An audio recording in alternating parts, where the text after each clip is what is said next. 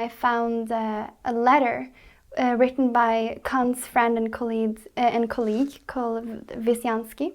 And in this letter he writes that there has been a dispute between Lampe and Kant, which has made Lampe run away. So Lampe did run away right before Kant's death. And in this letter he writes that Kant was so, quote, Kant was so embarrassed by what happened between him and his servants that he refuses to talk about it.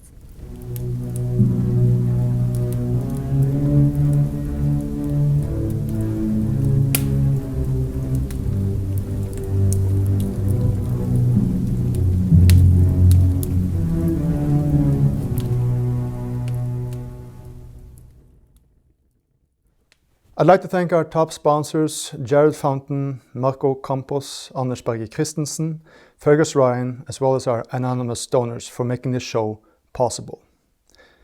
Remember when you realized your favorite play was not written by Henrik Ibsen, but your own father? Well, my guest sure does, and now she has both directed it and played one of its characters. Okay. Jeg våt I buksen.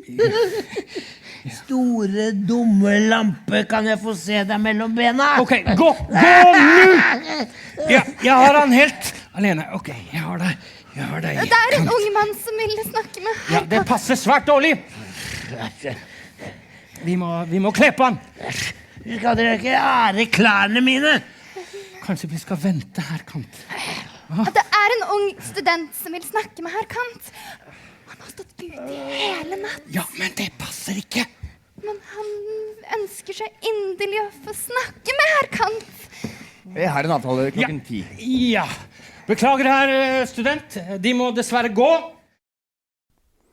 Aftur Nerdrum, welcome to the Cave of Pellis. Thank you so much. This is the play you directed, and you acted one of the characters in this play. And I found it, I cracked up when you told me that you discovered at some point that this was not written by Henrik Ibsen, but your own father. Can we start with that? Because Yeah, it was a tragedy for me because I loved Henrik Ibsen. And then realizing it was just my father. It's like, oh, because when you're a child, you just look at your father as a dad. Right. You don't look at him as a master at anything before some years have passed. Mm. But yeah, I got very shocked and I didn't believe it. But you were like seriously disappointed? I was a bit disappointed okay. because I thought, now Ibsen has really done it. Because he was a bit more vulgar in this play than in his other plays.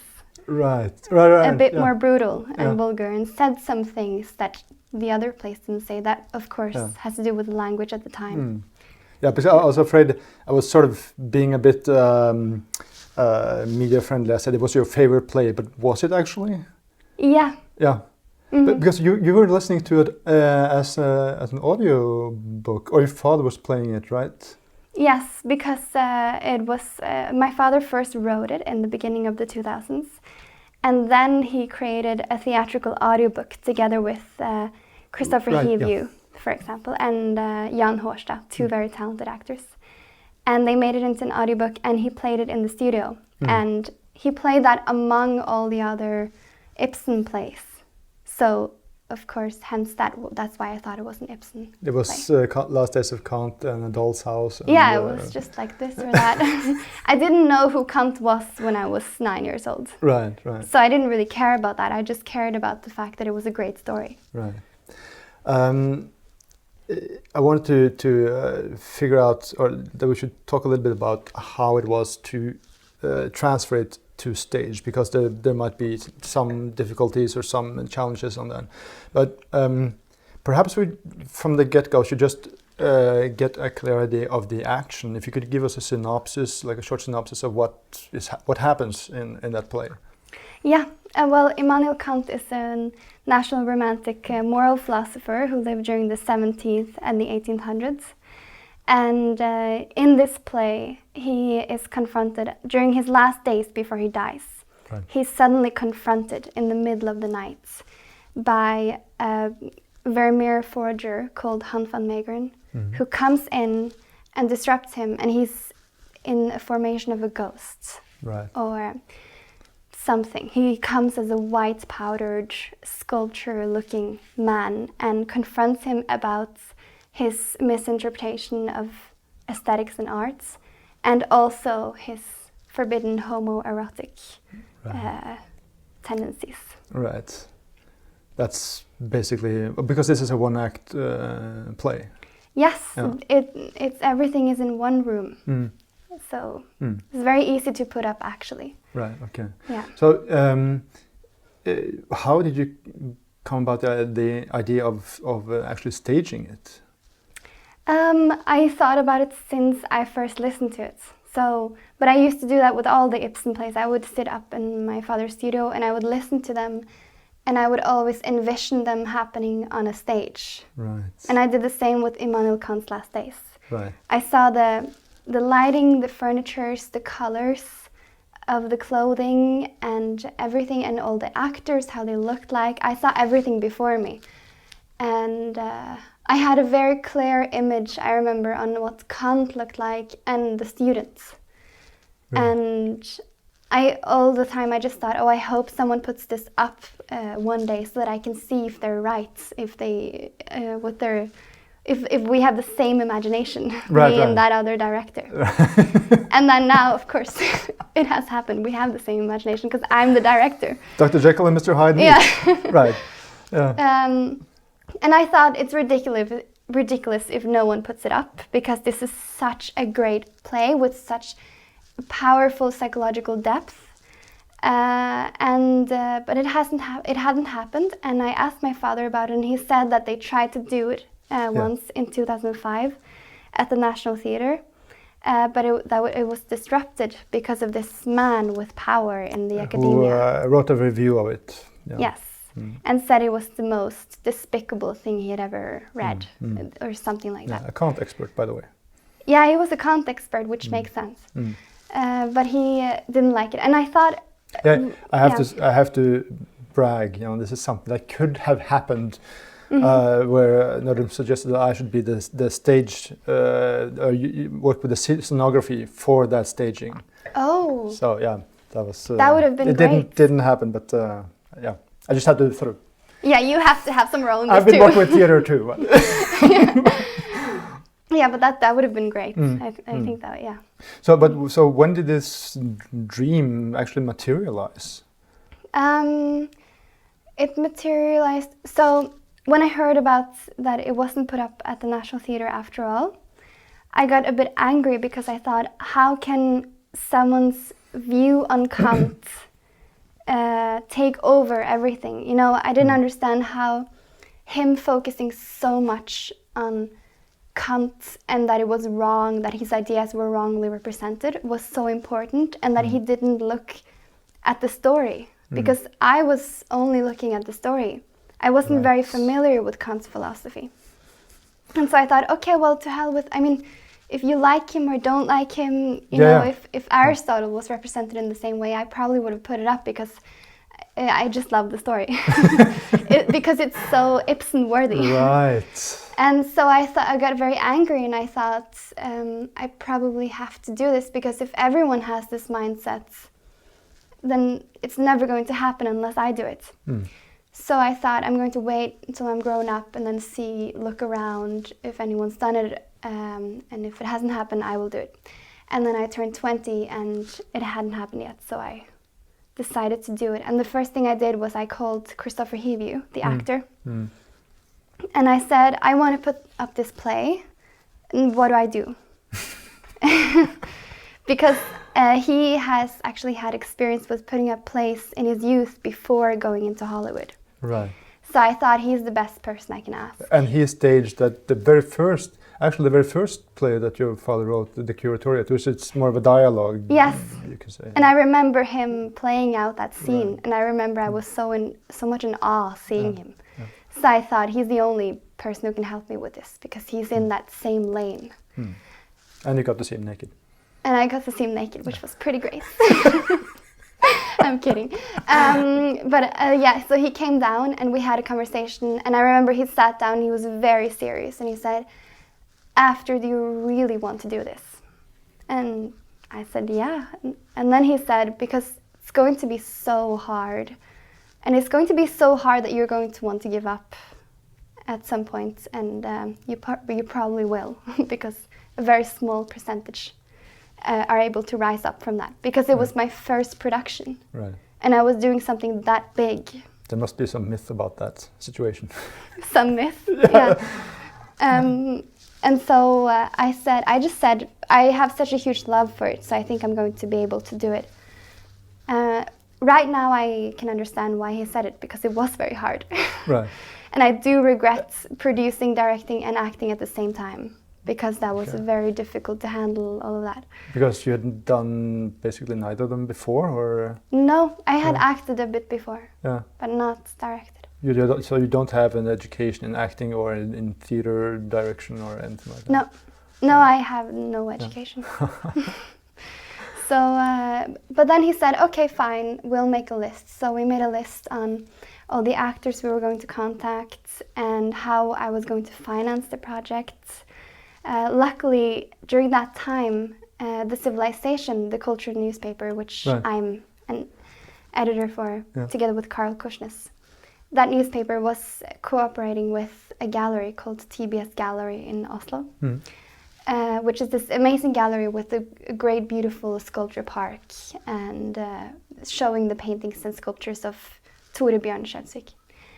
And the owner of that gallery had recently just told me that they were very eager to have more cultural activities happening in the gallery. Right. This was just a week before I contacted Christopher Hivju. And so I thought, aha, I can just go to them and tell them present the idea. I want to put up this theater piece. Could you sponsor us? And could we have it here for you guys? You will earn something from it, because they will earn attention and lots of more people knowing about their gallery, coming to their gallery. So it's commercial for them. You got quite good press on it, or like amount of attention. Yeah. Yes, and that was also my plan that I outlined for them. You know, I said we will get this much attention, and they were like a bit hesitant in the beginning, like really. And then I said, yes, it's odds, it's Immanuel Kant, it's homoerotic tendencies. What more do you want? You have like a silver platter of...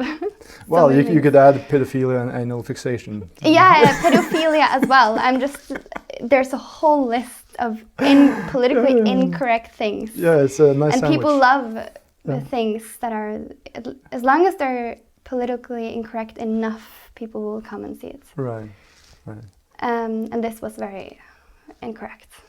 Okay, so then we're talking about okay, you gotten all the actors when that work is done, everything is in place, and you're going to, I guess simultaneously you're thinking about how do you turn this text into something that works on the stage.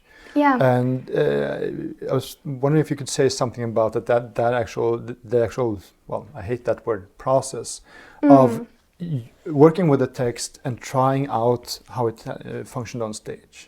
Yes. So I knew that it had been, the text had been reviewed before turning into a theatrical audiobook. So I decided to use the text that was in the audiobook. And that was a different text? It's the same text, but just some things are cut out. Okay, yeah. So I just transcribed everything that I heard from the audiobook. Right. And made a manuscript out of it. And I didn't change anything because I wanted all the actors to work together on this. And so I brought that manuscript to the first table read. And then there were lots of changes that happened. Many rehearsals in the beginning were actually just spent with us actors during around the table rewriting the script together. Okay. Were those rewritings extensive or?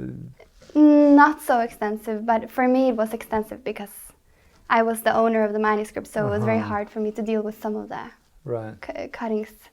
But I was working with a very professional actor, Ellefsen, who was Kant.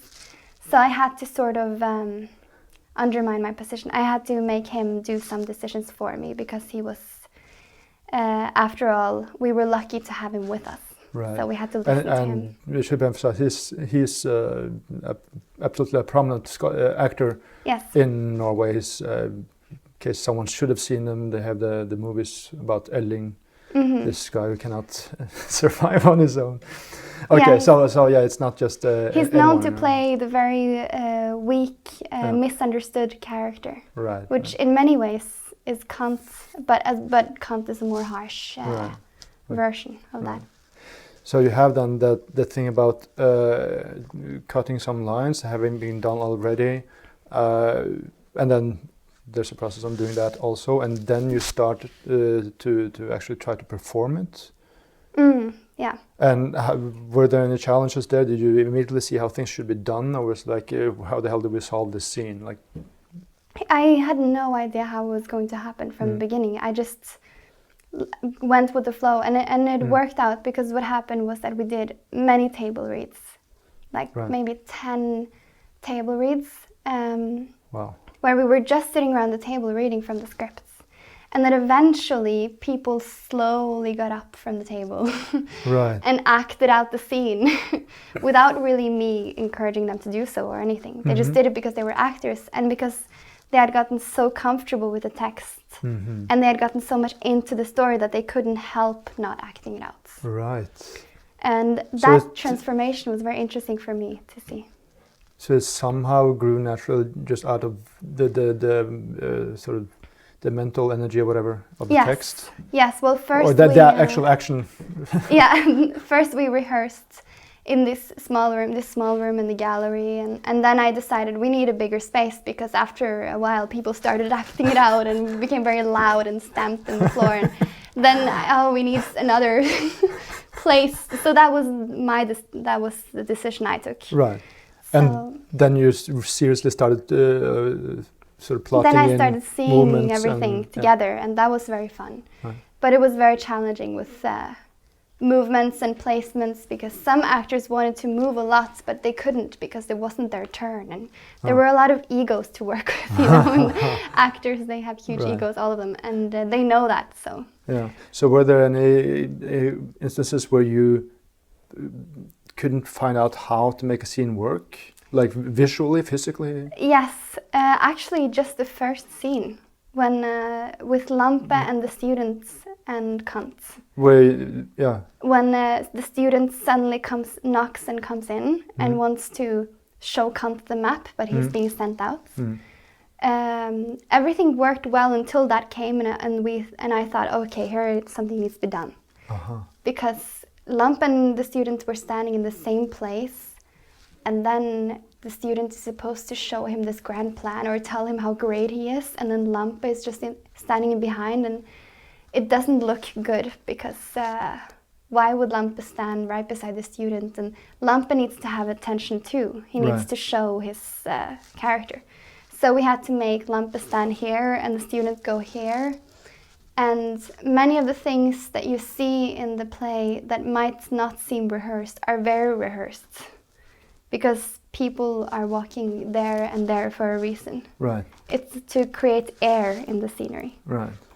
Many times it was difficult to create air because people were very extravagant with their role, and then they were suddenly standing in front of another character. Right. So I presume you had some challenges with too much talking, yes. Visually. Too much experimenting, really. Yeah. Because when they started experimenting, I thought, okay, this is wrong, and I had to disrupt their experimenting, and they got a bit angry. But we have to work it's like a machinery, you know. It's like craftsmanship. You have to. Of course, you put the brick to work here and the brick there. Yeah, you've agreed to work in a collective, so then you have to take that, right? Yeah. But is there a specific example of, at least one? Well, I guess you mentioned one specific example, but I'm thinking about this other example that you mentioned to me when it came to the student and yourself as the maid. Yes. Can you explain that? Yes, that's Act 4 of the play. That was really difficult for us, because at one point there are 5 people on one stage. Right. And not only that, but conversations are happening from each side. Like there's a conversation here and there's a conversation here. and we had to cut out one conversation, but it couldn't have just be cut out. That would have seemed strange, because at one point Kant is yelling at Lampe, his servant, Right. about the clock not working and all this. And Knott, who is the teacher of the university in Königsberg, yes, Knott is Kant's nemesis in many ways. He's just standing there drinking, getting drunk, laughing at the whole situation. And then we have the maid and the students over there that are flirting and talking about the map. That can easily become confusing, or like a... Yes, it was so much chaos in the beginning. And although it seems like it's chaos now on the stage, it's organized chaos. Right. That reminds me, I mean, it's like one of my tasks is to try to take what we're talking about and somehow relate it to painting, so we can get sort of the essence of it. I remember, just a very short thing, there's a relief that Leo Caras made for the original mausoleum, this tomb. And I remember the first time I saw it, it was just it was a total mess. Figures fighting going all over the place. And I started analyzing it, and I saw, well, there's two figures organized, there. Yeah. There's one there, there's one lying there, and it was all squares and triangles. It sounds like the sun. That wasn't the point, but it was really solidly composed. Yeah, it's an organized mess.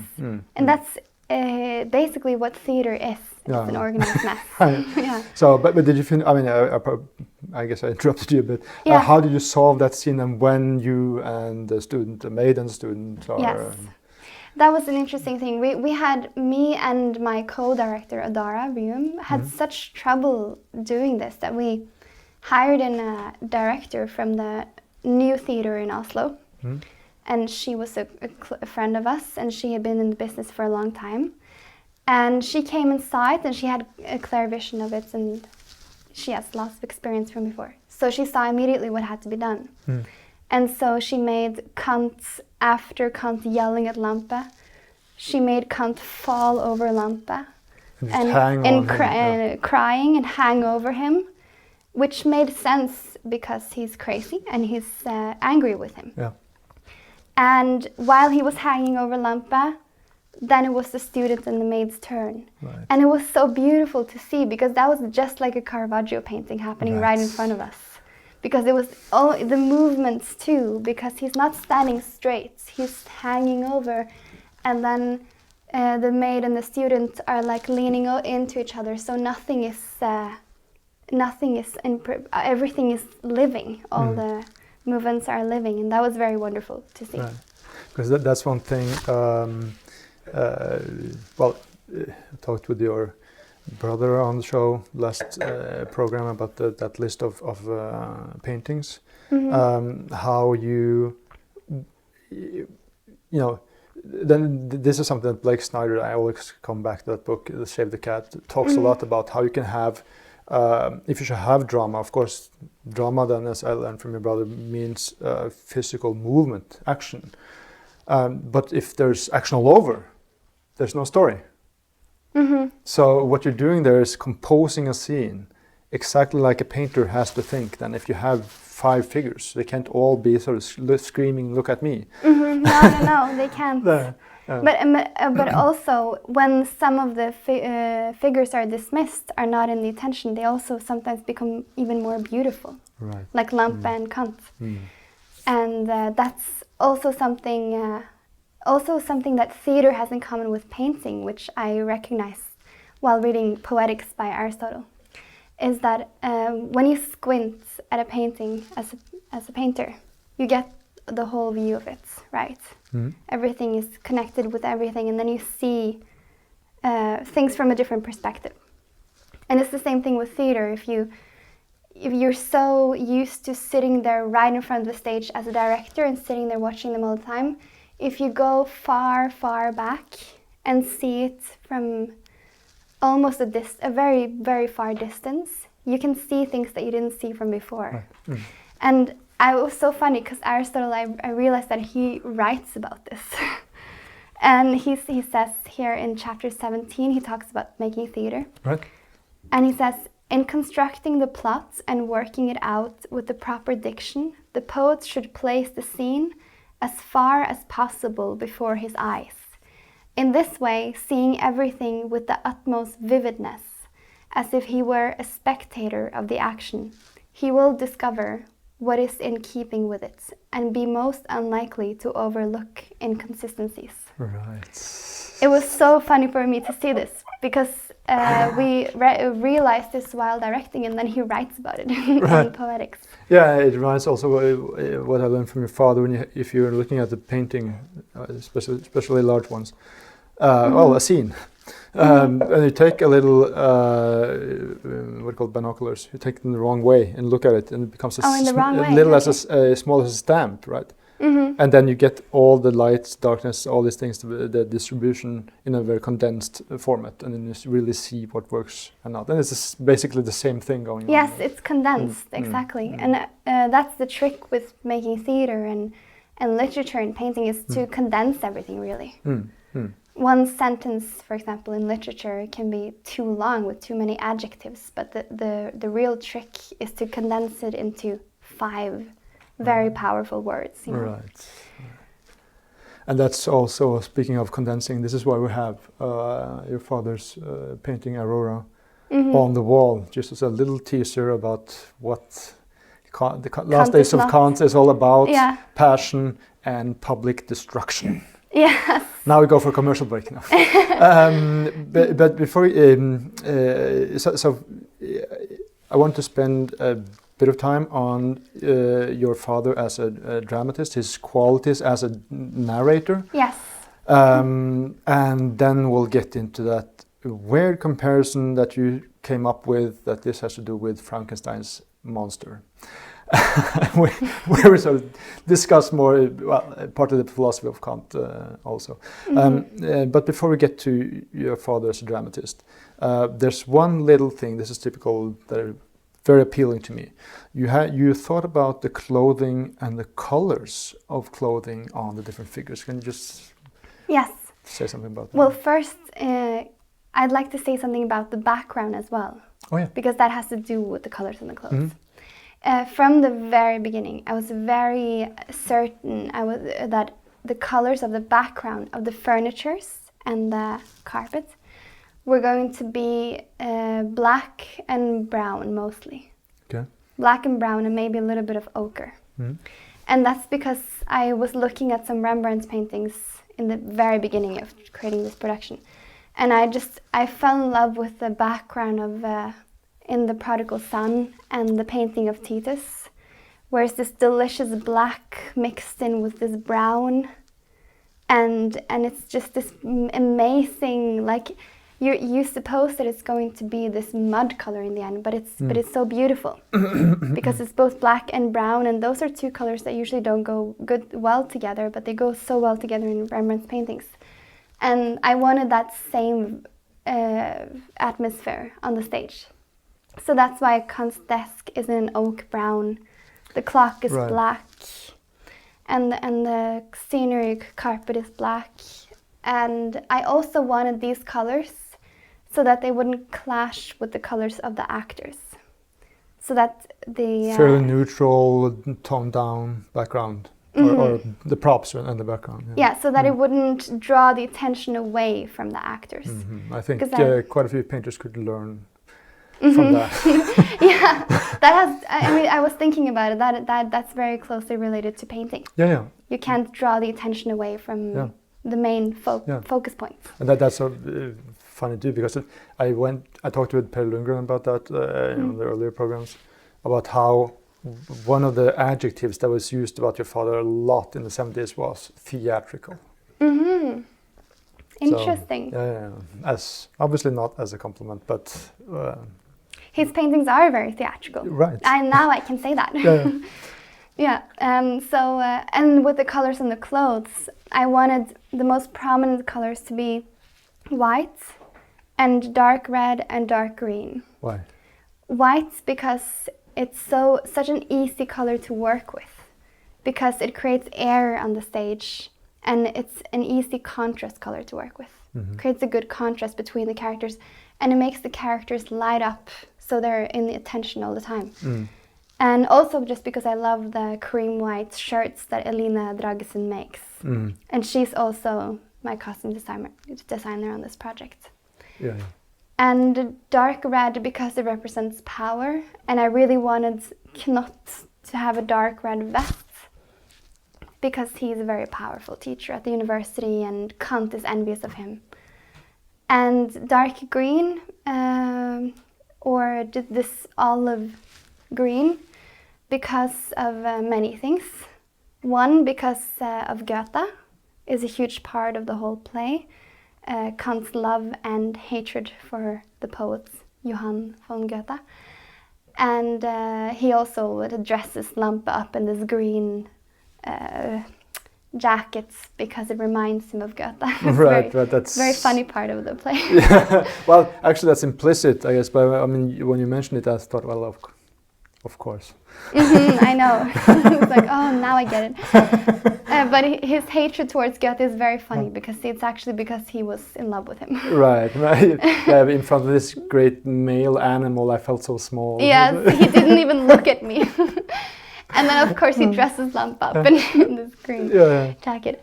And I also had the green color on the maid because I wanted somehow Lampe and the maid to be connected because they're in the same social class. Right. They're both servants of Kant, so they should both represent the same thing in a way, and I could very easily do that with the colors only. And also, it makes sense that Kant is so fond of the color green that he also dresses up the maid with green. So both of his servants will remind him of Goethe. Right. And then brown also.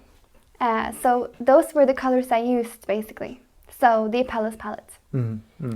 And it's also quite close to what I call visual signifiers. And now we're sort of getting into the part where we're talking about your father as a dramatist, how he makes these things go together, right? A cohesive story. And there's one thing I noticed, and I might be adding things to the play. I mean, it's like what Ibsen said: the people who read the plays are more poetic than the poets. Right? But I just noticed that one thing that he does is to play up to, for example, the fact that Megren, Han von Megren, the forger, comes in as a ghost, and we accept that.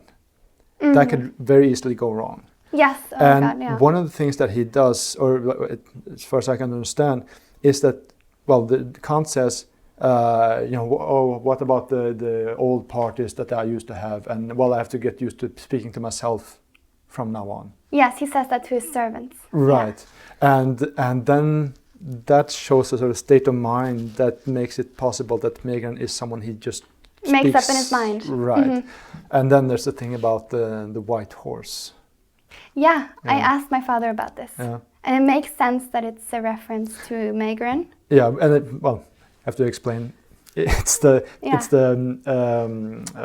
pub or whatever you would call it that Lampe, the servant, wants to go to in the beginning of. Yes, the White Horse is the name of the pub that the servant goes to at night. Yeah. And we were wondering if that was a reference to Megren. Because he comes in as a white marble sort of figure. But I asked my father this, and he said no, he didn't think about it. Right. He just named it the White Pub or the White Horse, because there was a pub that Munch and Strindberg used to go to when they were younger, called the Black Horse. Right. And he just, simple, innocent, changed it to the White Horse. Right. It was a name available for him right then and there. Right. And that's another thing. My father finds it funny when I come up with all these references that he has in his play. References to Ibsen and everything. And he finds it funny that he didn't realize this while he was writing it. But it was all in his unconscious. It wasn't the genius speaking. Right. So how do you explain it? It's very easy to explain. Because now it seems to fall apart, the whole thing.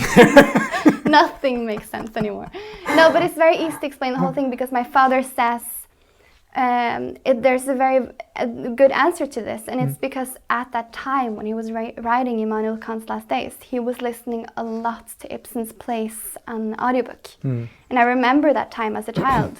He was listening to them all the time, every day while painting, and reading them and talking about them.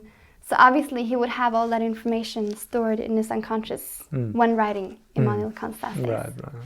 And that's another point which makes it, that's a reason why it's so important to read and include your life with the things that you want to do yourself, because then it's stored in the unconscious. Right.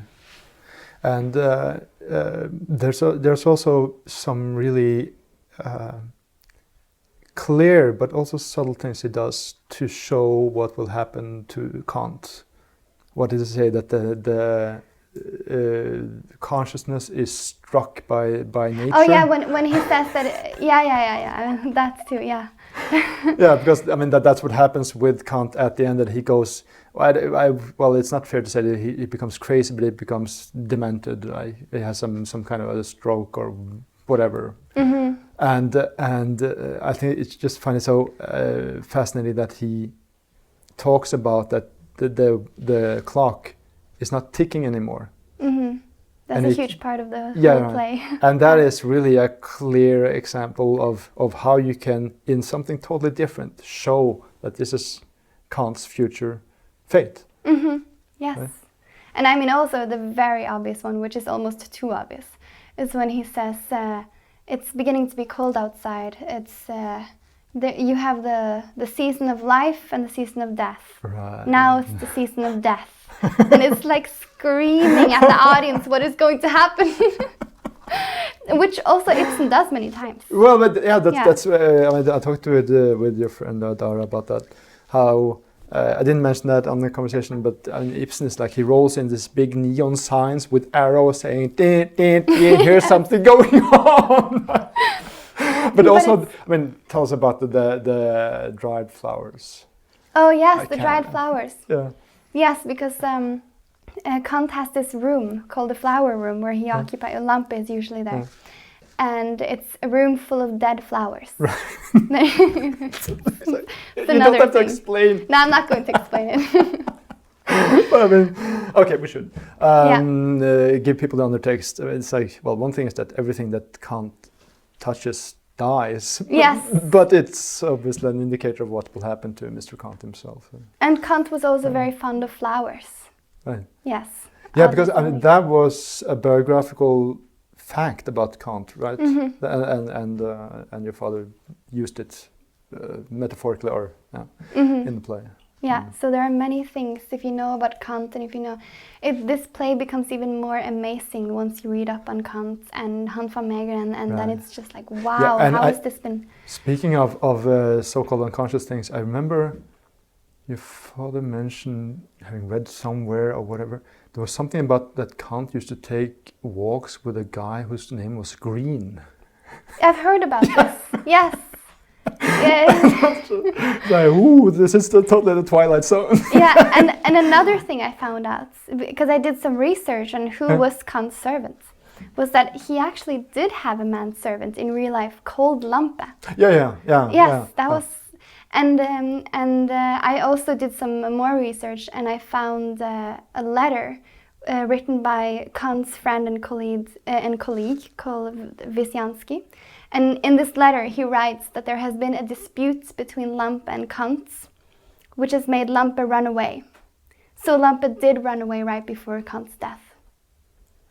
And in this letter, he writes that Kant was so, Kant was so embarrassed by what happened between him and his servants that he refuses to talk about it, end quote. And this is written in a letter by his friend. That I found on the internet, and that was quite shocking to me. Because you know what happened? Yeah. When your father wrote that, he changed history. Yes. So that letter was written, and then you found it. Maybe that happened. Well, it's clear as day. Yes, and so many people are reacting to the play that has just been performed, like, oh, it's too radical, that he had a just crush made things up. Lampe, what the hell? And then, they haven't done their research because this is quite evident that something happened there. Well, I mean, it's so that's what they do with all great like painters or whatever. Michelangelo was gay, Leonardo was gay, and I guess you could go on down the list. So why not Kant? Yeah, exactly. Right. And it's so obvious, so many factors that he was never seen with a woman. He never had a family. And then there was a dispute between him and his servant, and his servant ran away. I mean, you can speculate all you want. Case closed. But then getting back to this here, desire as the root of public destruction. Yes. So how does, sort of technically, as a dramatist, how does your father show Kant's sexuality? Now we're talking about narrative skills, like how do you not do things too obvious, but sort of allude to or show, not in your face, but that something is this or that way? Yes. So Odd does this trick, which Ibsen also does, which is called a retrospective storytelling technique. Right, yeah. Which is when he intertwines life events from the past into dialogue.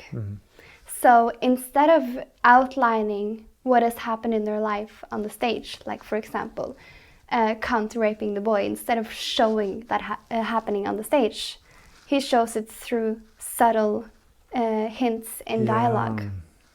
And Ibsen does the same thing.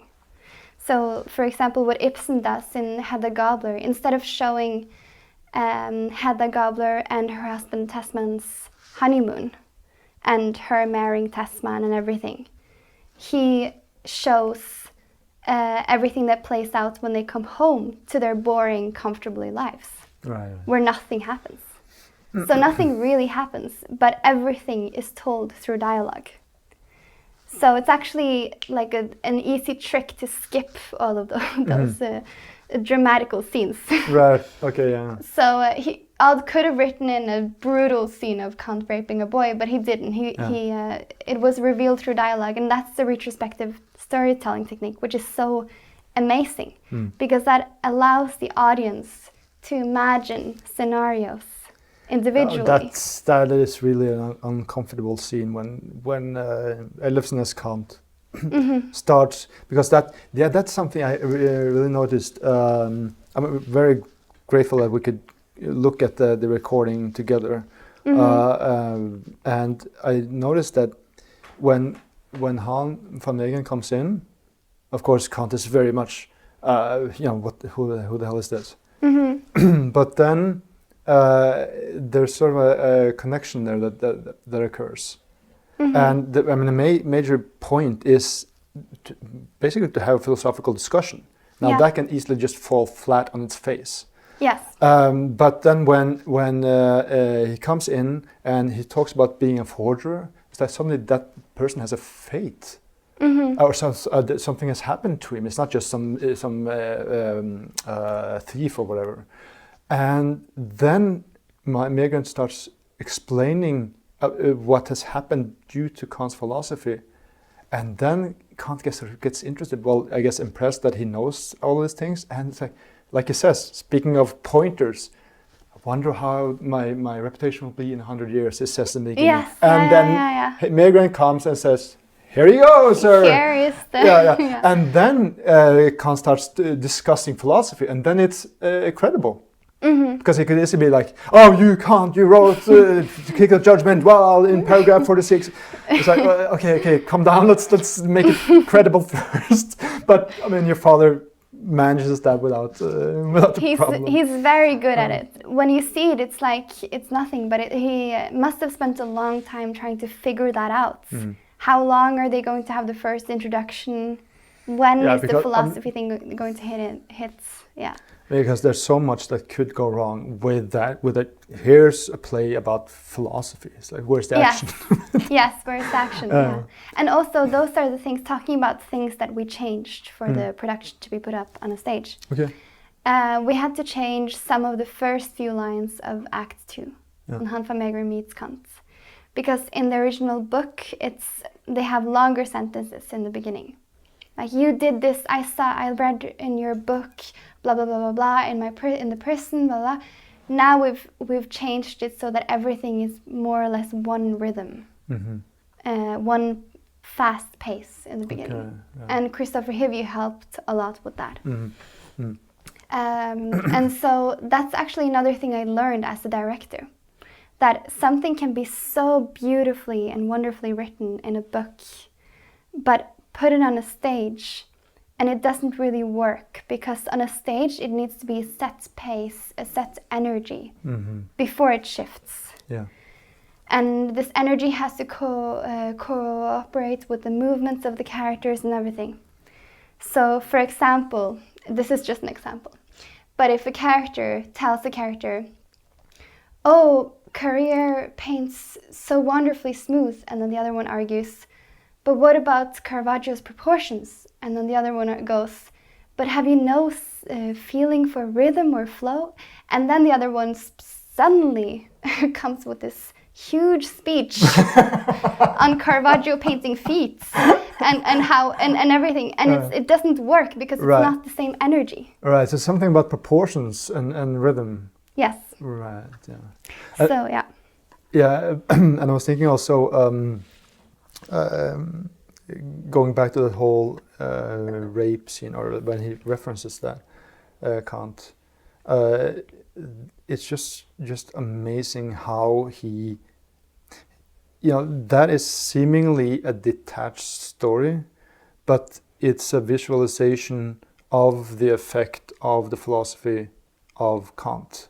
Yeah. Yes. I mean, it's like we could have two thoughts in the head now. I mean, we're talking about the structure of the narrative, and then we'll maybe get a little bit, at least, into Kant's philosophy later. I mean, but as a storytelling, that scene shows his character and becomes yet another pointer into showing that this guy is demented. This is death bringing or whatever. Yes. Or not fruitful. It suddenly shows the audience that because this is a man who's been in denial all his life, he has created such a systemic, philosophy. And that's why he's been writing about morals in such a harsh way, and that there are all these different principles for morals. I mean, he just shows that he's so puritanic and Christian in his philosophy. I mean, from what I've read, it's like, Jesus, this is really a man who's, without like putting the play that Odd written aside, anyone in the right mind will figure out by reading Kant that this is a man who's denying something about himself. Because he puts everything in systems and everything has to be correct. And if you look at people with OCD, they're usually hiding something. They usually have a big problem with themselves. So they have to have some structure somewhere. Yes, it's like a girl with an eating disorder. She's trying to control something. It's the same thing. Well, I mean, that's one thing. I mean, when you read the critique of judgment, there's one little footnote. There's a lot of interesting footnotes. Oh, so many interesting footnotes. If you want, we can get to some specific footnotes. But one which sounds like something your father doesn't use it in the play, but if he had, you would thought, well, okay, that's making it up to make Kant look bad. Yeah. But Kant actually says in a footnote, talking about it, it's self-evident that people who are beautiful and are symmetrical, we perceive them as stupid. But if we want to get into shadow and all that Jungian, he definitely has a big shadow, yeah. Right. How? Well, there's one thing too. I mean, you could just go from one thing to the other and just cut me off if you want. There's specifically two before we sort of get into the Frankenstein part here. There's a lot to go through. Oh my God. I'm thinking about how at the end, when that student comes and he's so enthused about the perpetual piece, the book by Kant, one of the later works, and he comes in to present that, and that is after Hans von Meegeren has been there, and Kant has obviously had some kind of stroke or something like that going on. And that is also a brilliant way of showing visually the result of Kant's philosophy. It's a demented idea. Yes. I mean, that's just amazing. And I think the student even realizes it for a little bit when he's there. Yeah. Like, oh, yeah. Is this the philosopher I have been admiring my whole life? Everything's going down to pieces now. Yeah. And that's also, I mean, that's also a place where you get into, okay, is this only a philosophical battle? No. Is it a tragedy? Is it a comedy? What is it? It's everything. Right. Yes. Again, I mean, if it had only been that philosophical showdown, then it wouldn't function. No, it wouldn't. And that's what my father has done so brilliantly, is that he's created this theater play, which is actually quite academic and philosophical and hard to understand in theory. Yeah. The plot is, at least, but he's made it so easy for the public to understand on the stage, because of everything that is happening around the philosophical debates. But I mean, because you have everything from the philosophical debate, but then you sort of clothes it, and you have these things like the rape of the boy, and you have which draws the attention of the audience immediately. And that makes him also human, like you should with any character, no matter if it should be a bad or a good character. Yes. Right? Because a good character can't be superhuman either. But then there's also the humor where, for example, one of my favorites is when the student comes in and he sees that Kant is, he might think he's crazy or whatever. And he says, well, we all know that Kant has been a moral calm all his life. Well, perhaps not right now. Perhaps not right now. And then everything falls to pieces because he's believed in this his whole life, and he's created a map. Yeah. He's created a world order for Kant. Yeah. And then he sees what Kant really is. Yeah. And then he runs away with the maid because, what the hell? Just going to choose the primitive way. And that's where I'm thinking, that's when he kind of uses it turns into some kind of a weird operetta. Yes. Or like a fugue, with all the kinds of things going on at the same time. Yes. And basically what happens is that everyone, including Kant, leaves.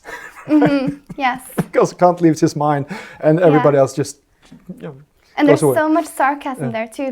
If you've read philosophy, there's so much sarcasm because Kant, he always, at least in Eternal Peace, the book, Perpetual Peace. Perpetual Peace in English, he always but he criticizes naturalis, which is the natural living condition.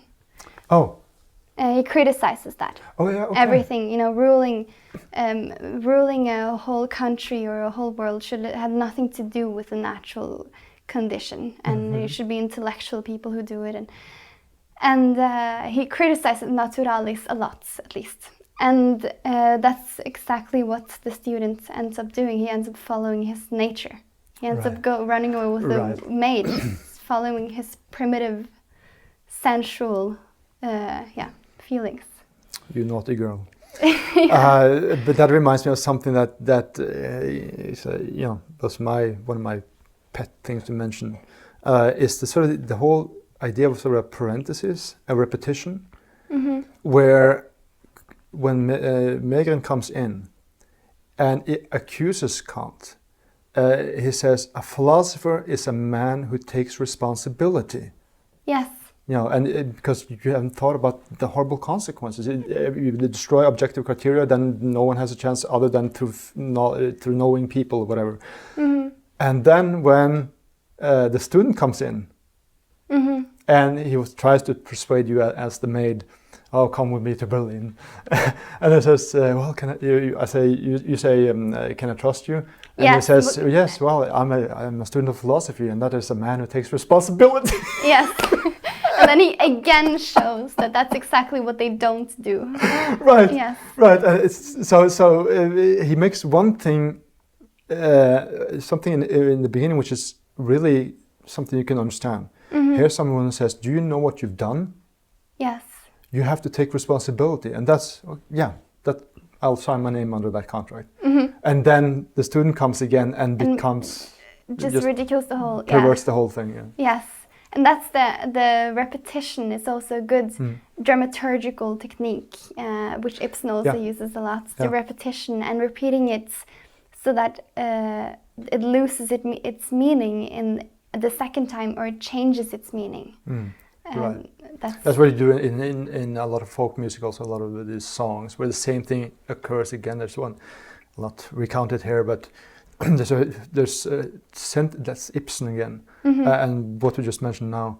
One sentence which is somehow quite neutral, and then the story around changes and becomes more and more horrible, and that same sentence just becomes this sort of grind that goes without pity. It's just like in Doll's House with the wonderful. Yeah. Yes. But that's also a bit sort of more in this line of irony, because Ibsen uses it to show how she's just floating all the time. This is La Donna Mobile. La Donna Mobile, yeah. And that doesn't mean that the women are able to move. It means that they're easily swayed. Yes. I got that one. Okay, that's perfect, just in case. Yeah. So are there... Yeah. Before we get into anal fixation... There's also another technique which Ibsen uses, which I'd like to talk about. Yep. My father also, shameless as he is, uses. Copies, steals. Which is, I know something you don't know trick. What do you know that I don't know? I'm getting excited here. Yeah, see, intriguing. It works. It's very intriguing. Yeah. And it's even more intriguing for the audience experiencing it through a play. And it's when the author basically gives the audience a piece of secret information, like, here you go, take care of this information about someone on the stage. And then they feel like they have ownership over the theater piece. Suddenly they have ownership because they know something that person doesn't know yet. Oh God, I know the story. I know it before you know, they get very excited. And this is what Ibsen does so many times. He gives power to the audience. Because when you show too much on stage, then the director is the one in power. The authors or the actors are the ones in power. Yeah. That's not supposed to happen. The audience should be in front of the actors. Right. So that's when you capture the audience's attention. Because of course then it seems like they don't know what they're doing. They're just being controlled. Yes. And so you see this playing out in Immanuel Kant's Last Days. For example, when Kant has just revealed to the ghost in Act 2 his secret crush on his manservant Lampe. Yeah. And like, oh, should I tell him or should I not? How should I do it? Because he has longings too. Yeah. Like he says and then he becomes very vulnerable all of a sudden, and he's like, oh, maybe I should tell him. And he becomes like this teenage girl, who's like sending notes to the other person in the classroom. Suddenly, and then Hans van Meegeren is like, oh, you should tell him. And they suddenly become like mates in that scene. It's very interesting. That's another thing we can talk about. So then the audience knows, okay, he has a secret crush on Lampe. And then Act 3 begins, and Lampe comes in on the stage, and everyone is sitting there like looking at Lampe in a different way. Because now they know that Kant has a crush on him, and they're just sitting there the whole time waiting. When will he say it? When will he say it? I can't wait. And that's when the audience has gotten more power than the actors on the stage. But that's also, I mean, like we're just like we're talking about it now. It's like it never ends, right? We can go on for 2 more hours just talking about stuff like that. Yeah. So when he comes in, you know that. And there's several things that are sort of meeting at the same time here, where he, okay, so it shows Kant's philosophy, denying life, and how that, when you want to deny something, it becomes, the Jungian shadow thing, it just goes bigger. Yes. So, of course, this is a time where you would say, well, the English equivalent would be thou and you, the difference between thou and you, right? So polite, addressing someone politely and being personal to Yes, each other. they do that in the play. They use thou and thee. Yeah. And by the way, that's one thing too, that Megren says you, but Kant says thou. So then you get that too. So it's that's very... And that's obviously also because Megren comes from a futuristic time, but also because he doesn't respect Kant. Right. So why should he call him thou? So that is not incidental, right? No. So, but when then Kant shall, propose to Lampe, from being this very strict correct, he's suddenly like, can we say you, I love your body. It's like from total distance to like this. Yes, it's I like know. There's no transition at all. And that's when you're denying, when you've been denying something for many years, of course it will come out like this. Yeah. You know? Yeah. And that's also when you get that. I've said it so many times. It seems like I have a problem, but the anal fixation. Yes, it seems like you have. I don't have a problem with it. Seriously, I can promise. No, with how he says, like on different points, but in the end, there. Can I look you between the legs, Lampe? And then when they are coming to honor Kant, the committee from the university. Then he says to Knott, the director, do you want to see me behind? It's like everything is just right into what really matters. Right? I know. And he even talks about studying all the 7 holes in the body, and the 7th one is the anal hole, and that is heaven. The 7th one belongs to God. Yeah, and that's where that's where God sits. Yes, it's so cleverly done because of course. Yeah. Odd writes in this major change of Kant because he's been denying something for years. You get from the very top where you have God. We only think about that and get to the very bottom. Yeah, to this, And that's where God is. It's brilliantly edited or sort of structured. But then in that conversation where Lampe is just that actor, Fredrik Hermansen, is amazing at being very uncomfortable with the situation. He's so uncomfortable. Yes. And that's the thing where your father then turns that whole thing, where we know more than Lampe, but then Lampe says the looking hole. Yes, and then he knows more than us suddenly. Yeah. I could hear some strange noises dressing, and then I found that little hole, and Kant's been standing there looking at him. And then just sort of flips the whole thing, and then you get Lampe Kant basically gets crushed, so to speak, from Megren, while there's also sympathy, and then Lampe comes. It's really brutal. It's basically just doing magic tricks on the audience all the time. Because first you give them information that they think they have before the actors, and then suddenly the actors have the information, and it's like. The audience is never at peace with something. Well, it reminds you how your father is writing poetry, when he uses rhyme. But it's not like A, B, A, B, A, B, A, B, A, B. Suddenly there's some weird stuff that doesn't fit at all. But it suddenly fits at the end of the whole... Yeah, where it's like, it's like when you're sitting in the airplane, suddenly there's what do you call it, the drop of air pressure. It's like just goes down like this, and then you're back again. It's like, what happened now? It was like didn't fit the rhythm. Right? Yes, he's exceptional at that, at never really letting the audience rest. Yeah, not just like one going from A to C. Right. There's, I don't know, you want to drop some Ibsen references? There are lots to drop though, but I mean, I can mention the structure of a real tragedy that Ibsen also uses, which is when the main character ends up completely alone and shattered, and all the B characters wins at life.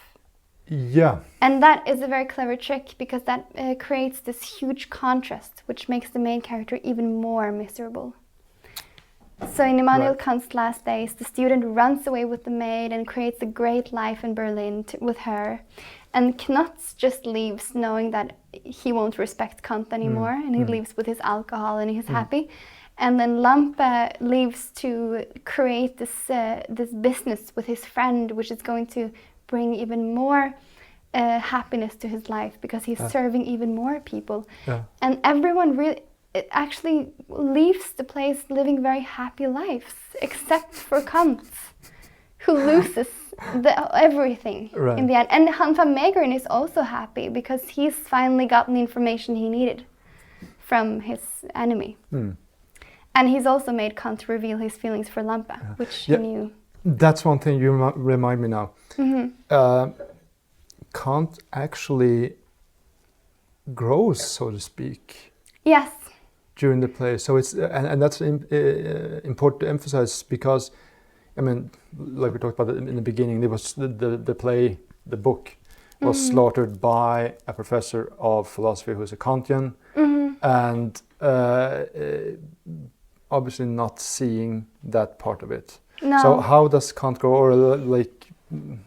So when I heard the play for the first time, actually, when I was 9 years old, going back to that, I had huge sympathy for Kant. Yeah. I heard Kant's monologue about the boy being raped. I thought it was horrible, but I still sympathized with him so much. And it's because I saw him as a victim, because that's what he is. He's been in denial because his feelings do not represent the society, but they don't even represent his belief. It's just crazy how much he's had to go through.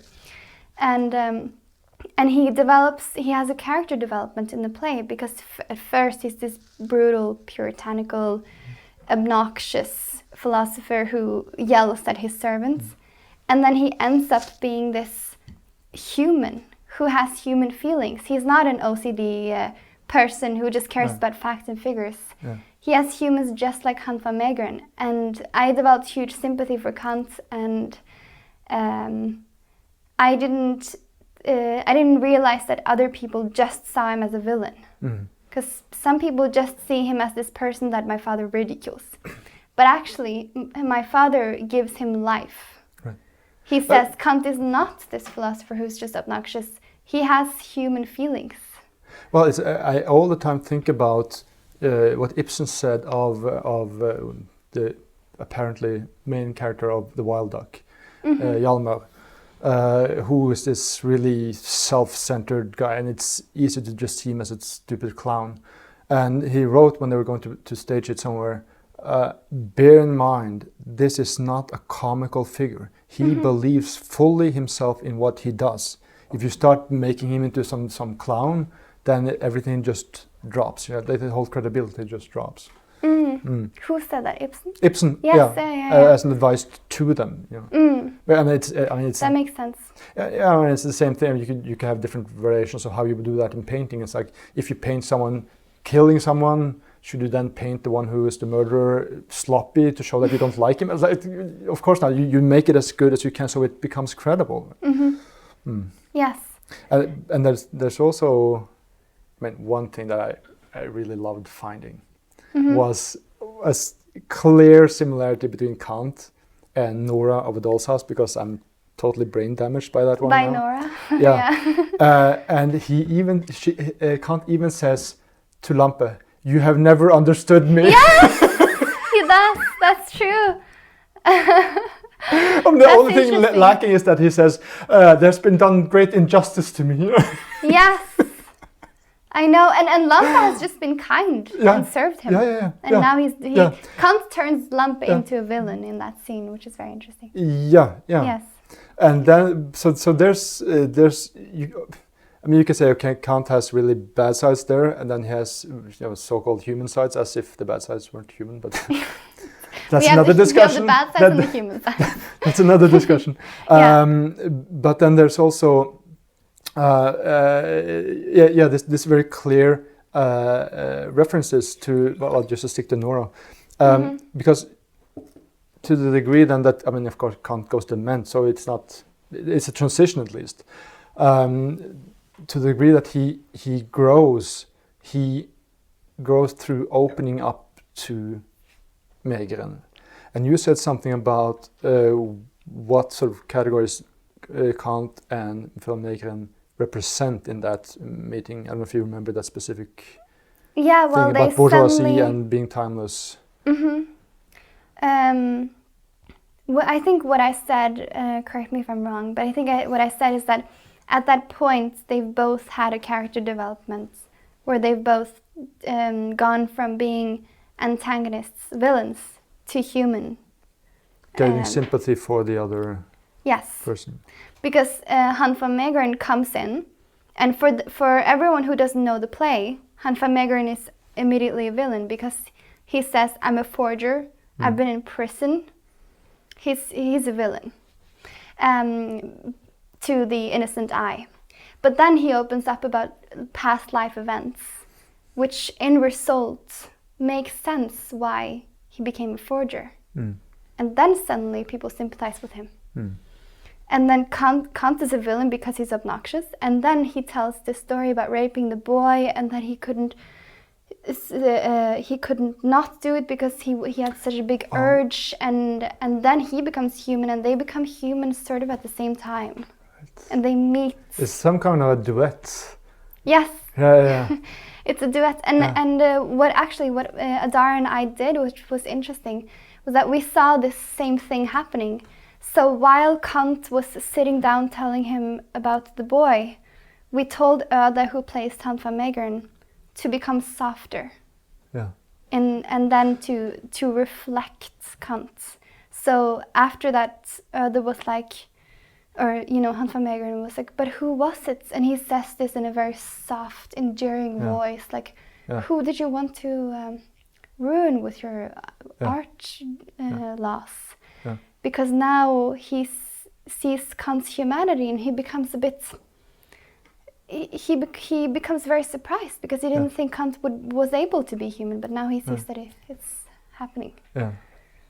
And then, then you have that thing about how Kant then being, as I learned from you, being the in the bourgeois, in the contemporary, in the persona, as Jung would say, and then he meets the timelessness with Han's presence, and in that he opens changes up and becomes human. Yeah, and that's one thing that he says. Of course, it is in a sort of operetta-like fugue finish, where he says, lump as his hands was like, "Don't let the committee come in now."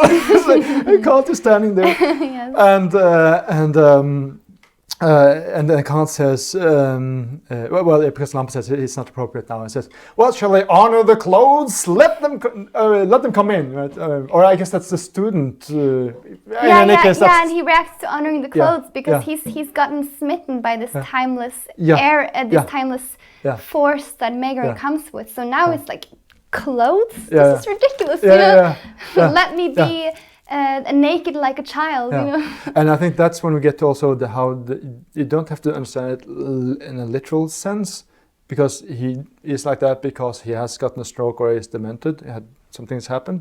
But you could just see it as a symbol of how a person, ideally how he should act. But of course, it's I always reference Joseph Campbell, where it talks about this mythical stories or these images that are exaggerated. He's standing there, this old man with his trousers down. It's not I guess, not saying that you should do that specifically, but you should act that way, sort of in your character, in your outlook on life. Honor the clothes. Yes, it's a very well exaggerated metaphor and for the character development. And that is also a very subtle. I know what your father was thinking. Okay. That is a really reference to Nora taking off the masquerade costume. Yes. You could edit that into it at least. Yes. Talking about mask. After directing this play, I discovered what a real tragedy was all about, and that you can boil it down to one very funny sentence. And it's basically this introducing a character with a mask on. So introducing a character who's lying. Okay. Introducing a character that is not true, it's just a mask. And then slowly but surely this mask falls off, so the character becomes human.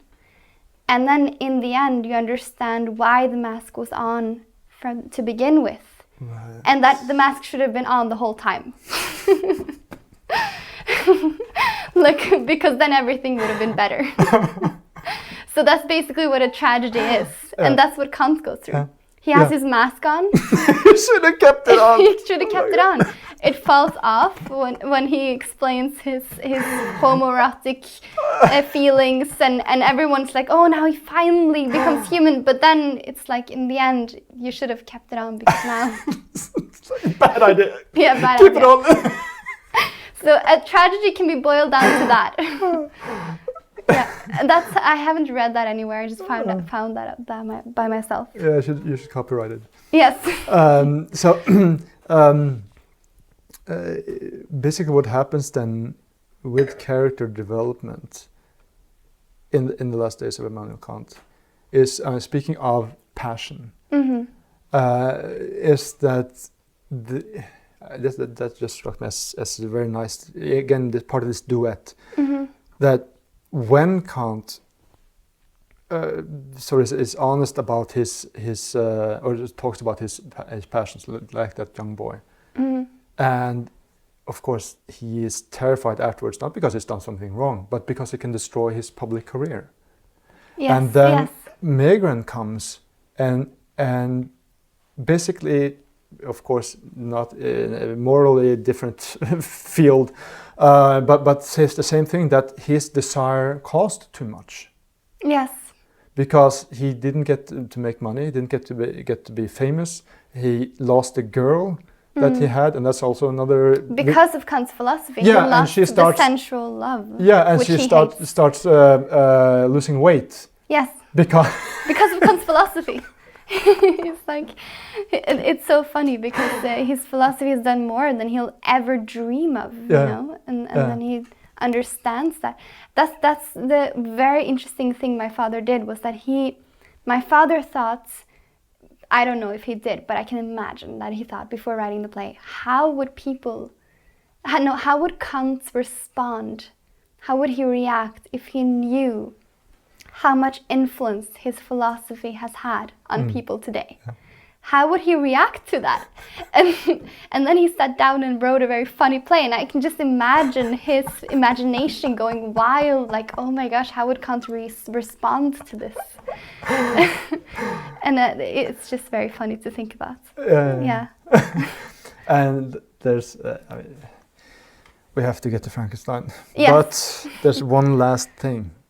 And this is really a potent image. And that is when Lampe wants to go out, and that's another thing. Yes. When he tries like 7, 8, 9, 15 times to get out of the door, and all the time he's brought back. So he gets more and more sort of agitated about that, but keeps his sort of servant mask. And then Kant says something about, what you want at the White Horse, women? Man full of desire. 2 body fluids mix and becomes just a sourdough. Yeah, he says that. And of course that's thinking from the oppressed homosexual that's the oppressor's view on it. Yeah. And it oppressed's view on it. Yeah, and it is, of course, with homosexuality, of course you do not get children. No.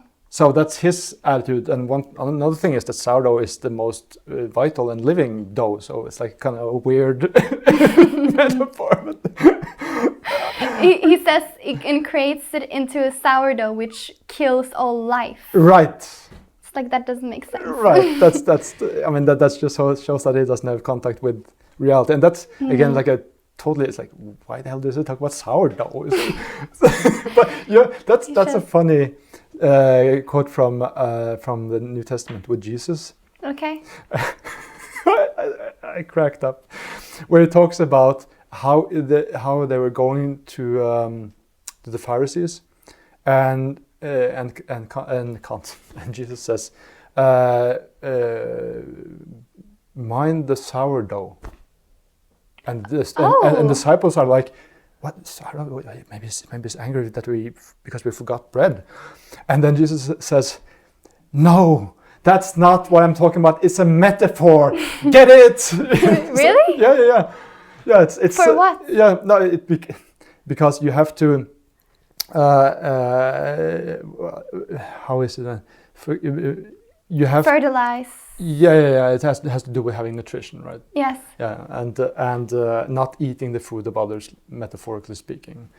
It's just how you can say something which is literal and it has a completely different meaning, and that's how you can make comedy also out of great drama. Yes. In the beginning, the audience doesn't know what he's talking about. They think he's schizophrenic, but then you have to look into it. That's the thing, you can see, this is a play that you can see many times, and each time you discover something new. Right. And that's the same with Ibsen. Mm-hmm. And Frankenstein. Let's talk about that. Ta-da! Finally, we get to the heart of the matter. Yes. This is what we want to talk about. Should I just start? Jump the gun, come on. Okay, so while working with Act 2, with the debate between Kant and Hans van Meegeren, that was challenging for me because I didn't have so much pre-knowledge about Kant, and I didn't really have that much knowledge about my dad's dilemma with Kant either. At this point, I was an innocent brain, so now I know more.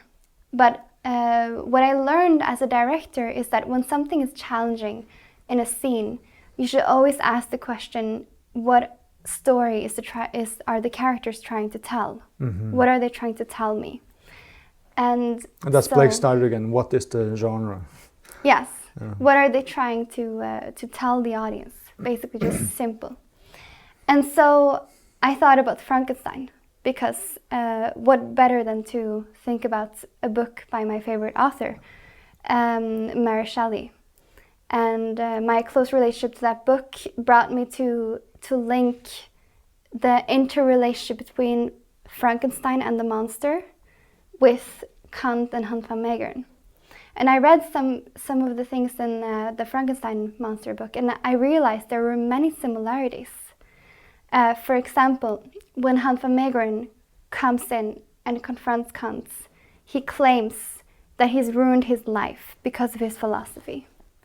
And in the end of the book by Mary Shelley, when the monster meets his creator, he shouts to him, "You have ruined my life because of creating me."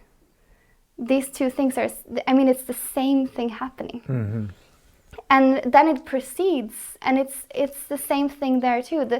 The monster proceeds with telling his creator how he has ruined his life and what it has resulted in, that the monster has ended up killing all his beloved ones, and that he just did this because he was ugly and because he was filled with bitterness and he was so forlorn. And Hans van Meegeren tells Kant that I ended up forging paintings because of you. I ended up doing something criminal because of you, and the monster did as well. And then they both, in the end, tell their creators that now, because you have done this, I need to come with some conditions. I need payback time. Mm-hmm. So Hans van Meegeren, his payback is he first wants to get the reason from Kant. Why did you do what you do? Why did you write what you wrote? Who were you going to revenge on? And then Hans van Meegeren wants Kant to admit his feelings for Lampe. And he does this as a revenge because he comes from the future. Right. So he knows that that everything will turn to hell if he admits his feelings for Lampe. And again, that's yet another example that nothing is only one-sided when it comes to why the characters do and say what they do. Mm-hmm. No, it's not. And the monster comes with an ultimatum too. He says to his creator, you have to create a mate, a wife for me, another monster, basically, so that I can have a relationship to her and be happy. And so they both come with conditions. And those conditions both end up destroying the creator in the end. And I realized this similarity, and it made my process so much easier. Because I talked to Aurora about this, about Hans van Meegeren, what we should do about the character, because we had some challenges about how still he should be, how secure he should be, yeah. If he should be vulnerable, if he should be angry, how are we going to solve this problem? And then I thought, okay, Hans van Meegeren is the monster. So he needs to be so confident. He needs to be secure beyond anything, because he knows that it's not his fault. Everything that has happened to him is not his fault. It's the creator's fault. The creator is the monster, not him. He's just a victim. So now he can do whatever he wants to do. Now he can say whatever he wants to say. Right. So you could argue that Mary Shelley is sort of, in some way, does the same as Ibsen does in The Doll's House, where you think the monster is the monster, and because it's like, and it's the other way around. Here's a 9 feet tall human being, so obviously that's the monster. Yeah. But it's not what you think, and that's what life is like that, you know. Something is never as you think. It's usually the opposite. And it's this, it's the same with The Doll's House, and it's the same with Frankenstein, and it's the same with Immanuel Kant's Last Days. And so I put this into the directing of this character, because we realized that he has to be extremely secure. He has to be so confident. And then I remember Adara helped a lot with this, my co-director. She told Oda to imagine a moment in his life when he was very, very wronged by a friend who he initially trusted. And then he went back to this specific moment, and he put that moment into his acting. He remembered that while acting. And then we saw the magic happen on stage. Right. So that was interesting to see. And that came out of the comparison with the Frankenstein monster. Right. Great. Well, this has been really mind-blowing. Is there something you'd like to add to that? I mean, well, maybe you could say a little bit about going into Kant's philosophy if you want to do that at the end. Yeah. Well, the interesting thing, which can also be linked to the Frankenstein monster, is that Frankenstein, he explains to Walton, who's the narrator in the book, he explains to Walton, it wasn't my fault that I created the monster. That I was not to blame, because while I was in my laboratorium and studying the dead corpses, there was a supernatural power beyond me that led me to do these things. I was struck by this supernatural enthusiasm, and I wasn't doing it, the force was doing it. You know, he explains this to Walton. And so it wasn't his fault. And it's the same with Kant, because Kant is also struck by this idea that he's going to identify the genius, which is this metaphysical force that doesn't exist. You can't see it before your eyes. And Frankenstein does the same thing, because he creates life out of lifeless matter. Yeah, I mean, it's there's this one scene where, well, that's one thing too, where Megan says that when I copied, I got on the shame, but when you copied psalm verses, then people praised you for it. And then later Lampe says, I remember when you were copying these psalm verses, and it becomes like a fact, right? Not just an intuition. Yeah. But you could say what Kant is doing is sort of putting together body parts, creating this idea of the genius. Yes, he is. And you can also understand, I guess, Frankenstein in that sense, that it is something that is not suitable to living in reality.